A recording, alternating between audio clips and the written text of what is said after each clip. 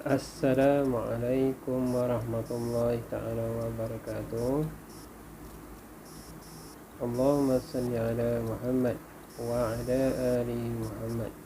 Alhamdulillah, syukur kita kepada Allah Subhanahu wa ta'ala kerana pada hari ini kita masih lagi diberikan kesempatan untuk menuntut ilmu dan juga diberikan kita kesihatan. Alhamdulillah. Baiklah, hari ini kita akan belajar tentang bidang sirah, iaitu tajuk idqan menambah berkat. Baiklah, apakah yang dikatakan idqan menambah berkat ini? Idqan ini merupakan sifat Rasulullah SAW. Kenapa Nabi Muhammad SAW mempunyai sifat idqan? Kita lihat, idqan adalah, maksudnya ialah tekun dalam beramal atau melaksanakan sesuatu pekerjaan secara sempurna dan disertai dengan usaha yang bersungguh-sungguh.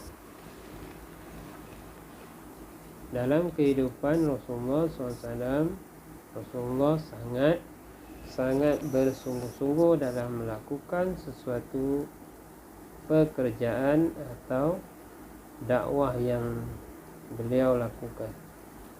Baiklah. Ada dua sifat idqan yang ditunjukkan oleh Rasulullah SAW. Idqan Nabi Muhammad SAW dalam berdakwah. Kita lihat,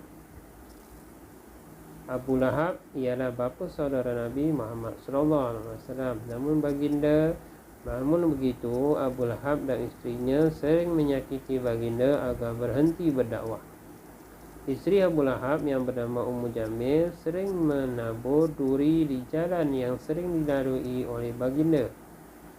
Abu Lahab pula pernah melemparkan sesuatu kepada Nabi Muhammad SAW yang sedang berdakwah sehingga berdarah betis dan tumit baginda. Mereka sering menghina Nabi Muhammad SAW di khalayak ramai dan melemparkan fitnah. Namun begitu, segala usaha menyekat dakwah Nabi Muhammad SAW adalah sia-sia. Baginda tetap idqan dan cekal menyampaikan dakwah sebagaimana yang diperintahkan oleh Allah Subhanahu wa ta'ala. Di samping itu juga, Nabi Muhammad SAW sangat idqan dalam beribadah dan mendidik anggota keluarga, para sahabat serta masyarakat agar menjadi hamba Allah Subhanahu wa ta'ala yang bertakwa. Yang kedua, idqan Nabi Muhammad SAW dalam melakukan sesuatu pekerjaan. Sejak kecil lagi, Nabi Muhammad SAW sangat rajin dan bersungguh-sungguh dalam melakukan sesuatu pekerjaan.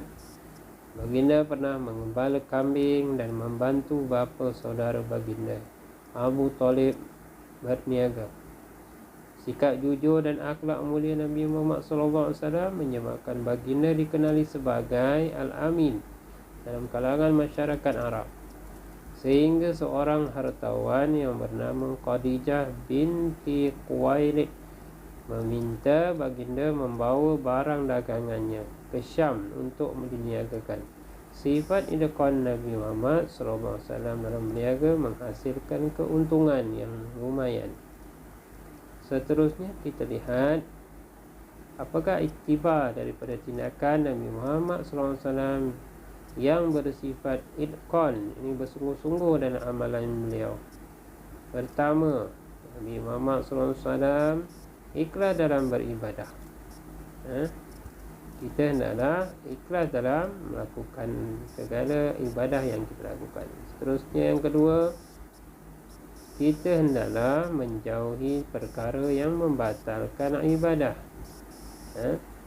Yang ketiga, berbanyakkan berzikir.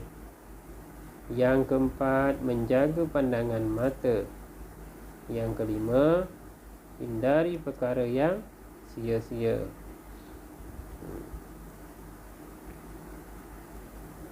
Seterusnya kita lihat iktibar daripada tindakan Nabi Muhammad SAW yang bersifat irkon dalam melakukan sesuatu pekerjaan. Pertama, apabila diberikan tugasan atau amanah, kita hendaklah melakukannya dengan bertekun dan bersungguh-sungguh. Kita juga mestilah mempunyai sikap bertanggungjawab. Yang kedua, kita juga hendaklah meyakini, menepati masa dan tidak bertangguh. Setiap tugasan dan amanah yang diberikan hendaklah dilakukan dengan cara yang terbaik. Yang ketiga, iktibarnya ialah kita juga perlu mencontohi semangat Nabi Muhammad SAW, iaitu tidak putus asa dan sentiasa bermotivasi serta berfikiran positif.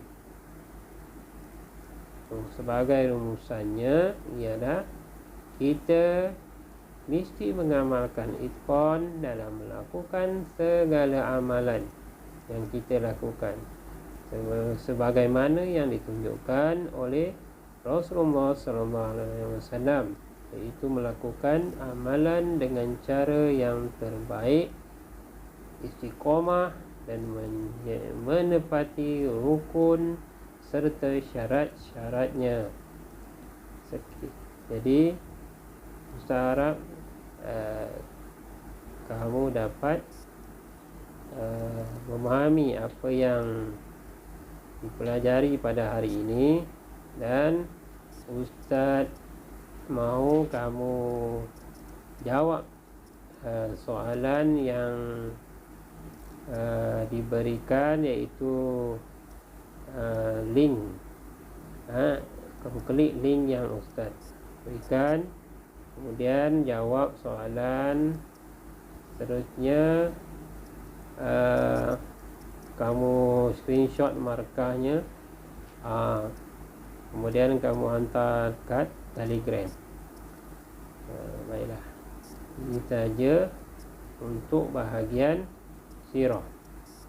Bidang Al-Quran kita akan mempelajari kefahaman surah Al-Asr. Jadi sebelum tu ikut bacaan yang Ustaz bacakan ini sama-sama. Bismillahirrahmanirrahim. Wal 'asr, demi masa. Innal insana lafi khusr, sesungguhnya manusia itu dalam kerugian. Illal ladzina amanu wa 'amilus solihati wa tawassaw bil haqqi wa tawassaw bis sabr, kecuali orang yang beriman dan melakukan kebaikan serta saling berpesan untuk kebenaran dan saling berpesan untuk kesabaran. Baiklah, seterusnya kita lihat pengenalan surah Al-Asr. Pertama, surah Al-Asr ini mengandungi 3 ayat. Ianya merupakan surah yang ke-103 dan diturunkan di Mekah. Yang kedua, surah Al-Asr ini membincangkan kepentingan masa dalam kehidupan manusia. Yang ketiga, surah ini juga dianggap sebagai panduan kepada seorang Muslim dalam mengurus masa yang dianugerahkan kepada mereka untuk mencapai kejayaan di dunia dan di akhirat. Seterusnya kita lihat apakah tuntutan surah Al-As. Baiklah, kita lihat ayat yang pertama. Bismillahirrahmanirrahim. Wal 'asr innal insana lafi khusr. Kandungan ayat ini menceritakan, mengkabarkan masa itu sangat berharga. Manakala tuntutan ayat ini, kita hendaklah sentiasa menghargai masa. Kita juga hendaklah tidak membazir masa dengan perkara yang sia-sia. Ayat seterusnya illal ladzina amanu wa 'amilus shalihat. Okey. Kandungan ayat ini menceritakan tentang kepentingan beriman dan berbuat kebaikan. Membuat kebaikan kepada orang lain. Apakah tuntutannya ayat ini? Iaitu kita hendaklah memelihara iman kita kepada Allah Subhanahu Wa Taala. Kita juga hendaklah memperbanyakkan amalan ibadat kita. Seterusnya kita hendaklah sentiasa berusaha membuat kebaikan kepada orang lain. Ayat yang seterusnya wa tawassaw bil haqqi wa tawassaw bis sabr. Kita hendaklah kandungan ayat ini, kita hendaklah saling berpesan kepada kebenaran dan kesabaran. Tuntutan ayat ini, kita hendaklah mengajak orang lain ke jalan kebenaran. Dan juga hendaklah kita mengingatkan diri kita dan orang lain untuk bersabar dan dengan ujian hidup di dunia ini. Ya. Seterusnya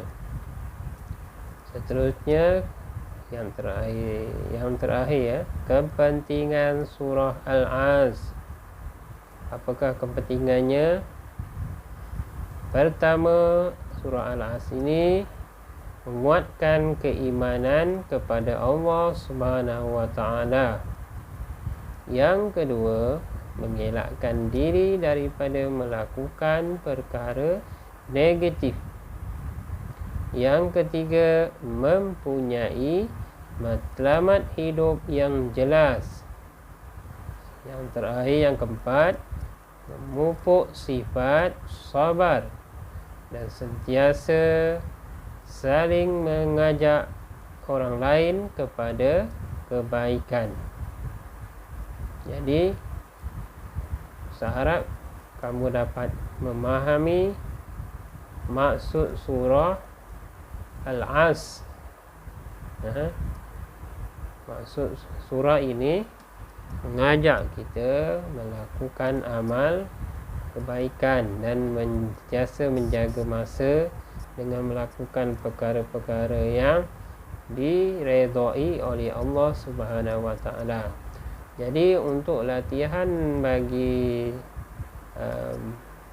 bidang Al-Quran surah Al-As ini, Ustaz minta kamu tulis semula, salin semula surah beserta dengan maksudnya di dalam buku tulis Al-Quran. Buku tulis alif.